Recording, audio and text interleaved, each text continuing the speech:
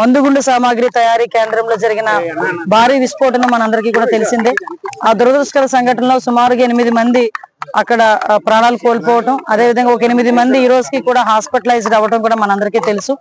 ఆ రోజు జరిగిన తర్వాత ఇమీడియట్ గా గౌరవ సీఎం గారు, గౌరవ డిప్యూటీ సీఎం గారు, అదేవిధంగా గౌరవ లోకేష్ గారు అందరూ కూడా ఇమీడియట్ గా స్పందించి ఆ రోజు ఇక్కడ అన్ని సహాయక చర్య కార్యక్రమాల్లోని కూడా ఎన్డీఏ కార్యకర్తలందరినీ కూడా ఇన్వాల్వ్ అవ్వమని మా అందరికీ ఆదేశించడం, అదేవిధంగా ఇమీడియట్ గా నేను, కలెక్టర్ గారు, అదేవిధంగా ఎస్పీ గారు, డిఐజీ గారు అందరూ కూడా స్పాట్ కు వచ్చి ఇంకా ఫర్దర్ గా ఎటువంటి సంఘటనలు జరగకుండా చూసుకోవడం ఒక బాధ్యత అయితే, ఇక్కడ ఉన్న క్షతగాతులందరినీ ఇమీడియట్ గా హాస్పిటల్స్ కి ఇక్కడ నుంచి ఇటు వైజాగ్ కి కూడా చేరవేయడం అన్నది కూడా మీ అందరూ కూడా చూశారు. ఆ రోజు అనౌన్స్ చేసినట్టుగా 15 లక్షల రూపాయలు వాళ్ళ ఫ్యామిలీ సర్టిఫికేట్స్ వచ్చిన తర్వాత, లీగల్ హైస్ తెలుసుకున్న తర్వాత ఈ రోజు గవర్నమెంట్ ఫ్యామిలీ అందరికీ కూడా 15 లక్షల రూపాయలు అనౌన్స్ చేయడం మీ అందరికీ కూడా తెలుసు. చనిపోయిన కుటుంబాలకి వాళ్ళందరికీ కూడా ఈ రోజు ఇవ్వాలి అనే ఉద్దేశంతోనే వాళ్ళ ఇంట్లోకి మేమే వెళ్ళి ఆ 15 లక్షల రూపాయలు కూడా వాళ్ళకి ఇవ్వడం జరుగుతుంది. ఆ కుటుంబాన్ని కూడా అన్ని విధాలుగా మేము ఆదుకుంటాం. ఒక కుటుంబం దగ్గరికి వెళ్తే వాళ్ళ అబ్బాయి మహేష్ చదువుకుంటానని చెప్పి బాధపడ్డాడు, చదువుకునే పరిస్థితి లేదు అంటే ఆ చదువు బాధ్యతలు కూడా ఈ రోజు మేమే తీసుకునేటట్టుగా, మేము కూడా గవర్నమెంట్ తీసుకునేటట్టుగా మీ అందరికీ కూడా తెలియజేసుకుంటున్నాం. ఒక అబ్బాయి బాలసాయి అబ్బాయి కూడా చదువుకుంటుంటే ఇక్కడ క్లియర్ గా హౌస్ కూడా లేదు అనేసరికి ఆర్డీఓ గారికి చెప్పి హౌసింగ్ కూడా స్కీమ్ కూడా ఏర్పాటు చేసి ఆ కుటుంబాలను అన్ని విధాలుగా కూడా మేము ఆదుకునే పరిస్థితి కనిపిస్తా ఉంది. అదేవిధంగా ఎవరైతే క్షతగాత్రులు ఉన్నారో, హాస్పిటల్ ఉన్నారో వాళ్ళందరికీ కూడా 1,00,000 రూపాయలు చెక్ కూడా తీసుకెళ్లిస్తాం. వీటితో పాటు